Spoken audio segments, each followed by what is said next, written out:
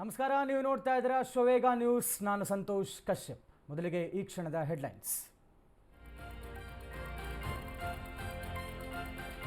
ನಿಂದನೆ ಕೇಸಲ್ಲಿ ಮಹೇಶ್ ತಿಮರೋಡಿ ಖಾಕಿ ವಶಕ್ಕೆ, ವಿಚಾರಣೆಗೆ ಗೈರಾದ ಹಿನ್ನೆಲೆ ಬಂಧನ ಸಾಧ್ಯತೆ. ಇತ್ತ ಪೊಲೀಸರ ಜೊತೆಯೇ ಮಟ್ಟಣ್ಣನವರ ವಾಗ್ವಾದ.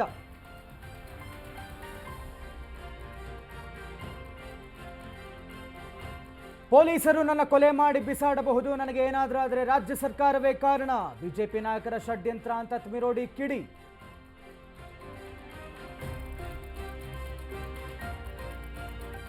ಅನನ್ಯ ಭಟ್ ಮಿಸ್ಸಿಂಗ್ ಕೇಸಲ್ಲಿ ಎಸ್ಐಟಿ ತನಿಖೆ, ಯಾವುದೇ ಕ್ಷಣದಲ್ಲಿಯೂ ಸುಜಾತಾಗೆ ನೋಟಿಸ್. ವಾಸಂತಿ ಫೋಟೋ ತೋರಿಸಿಲ್ಲ ಎಂದ ದೂರುದಾರೆ.